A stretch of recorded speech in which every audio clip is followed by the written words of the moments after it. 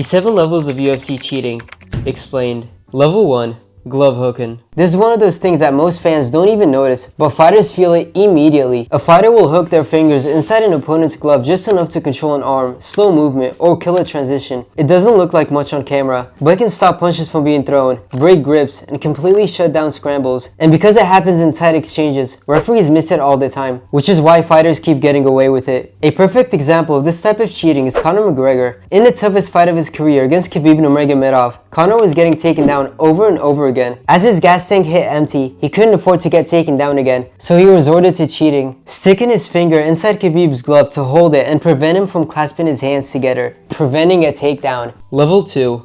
Blood smearing. Blood smearing is one of the grimier cheats in MMA. If a fighter is bleeding, they'll intentionally wipe or smear their blood towards their opponent's eyes, mouth, or face, hoping it gets in their vision. Blood in the eyes burns, blurs vision, and forces you to blink, and that's enough to change a fight. A perfect example of this type of cheating is Luke Rockhold. In his last fight against Paulo Costa, Luke's face got battered, and by round 3, he was leaking. Luke reverses from back control and ends up on top, and with only 25 seconds left on the clock, Luke basically said F it and blatantly smeared his bloody face all over Costa for the remainder of the round, and the referee did nothing. But that probably had something to do with the fact that it was his retirement fight. Level 3. Fence grabs. Fence grabbing is one of the oldest tricks in the UFC playbook. It usually happens during takedowns or scrambles, when a fighter quickly grabs the cage to stop themselves from being taken down or to help stand back up. Even a split second of grabbing the fence can completely change the position. Most of the time, the ref just gives a warning and the fight continues. Stop grabbing the fence! Which is why so many fighters keep doing it. It's illegal, it gives an unfair positional advantage, and it happens way more often than people realize. A perfect example of this type of cheating is Sean O'Malley. Sean is a master at fence grabbing. His fight against Peter Yan proves it. In the first round, Yan tries to drag him down.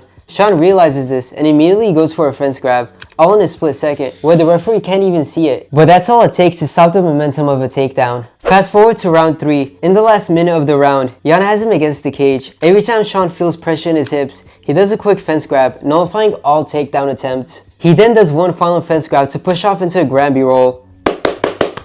This is what perfecting the art of cheating looks like. You have my thumbs up, Sean O'Malley. Psych.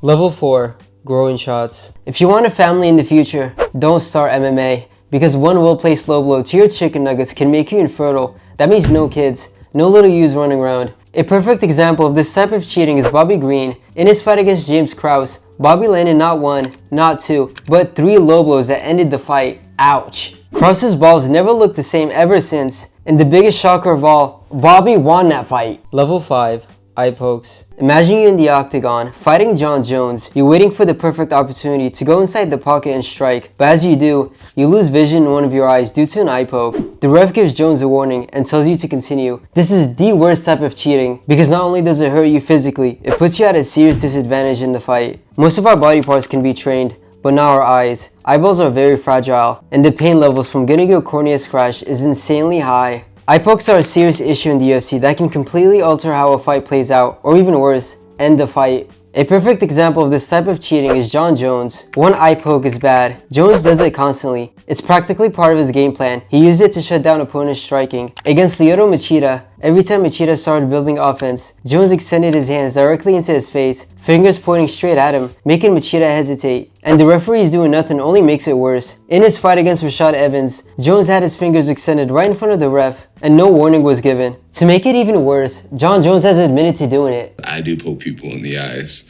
and it's very illegal, but I do it.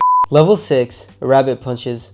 Rabbit punches are strikes to the back of the head. They're illegal because they can cause serious spinal and brain injuries. Even a small tap in the wrong spot can end the fight or permanently injure someone. A perfect example of this type of cheating is Michael Chandler. In his second fight against Charles Oliveira, Chandler hit Oliveira in the back of the head 18 times. 18! The damage that can cause is terrifying. Whiplash, brain bleeding, concussions, or even worse, permanent brain damage. That moment could have put Oliveira in a wheelchair for life, all just to get your hand raised. Level 7. Steroids/EPO. This is cheating that happens outside of the cage. Steroids are the classic performance-enhancing cheat in the UFC. They boost testosterone, which makes fighters bigger, stronger, and able to build muscle faster than their opponent. That alone can completely change a fight. Suddenly, punches land like a wall of bricks, and they also make you hard as a brick. Pause. A perfect example of this type of cheating is Kayla Harrison. I don't gamble, but if I did, I'd bet my house she's on steroids. I don't make accusations lightly, but the signs are obvious. Her physique, cap delts, and facial masculinization over time are a big giveaway. The way she ragdolls opponents is inhumane. If we were sitting on a couch and I turned the TV on and I said, let's watch this fight, it's a woman versus a man fighting,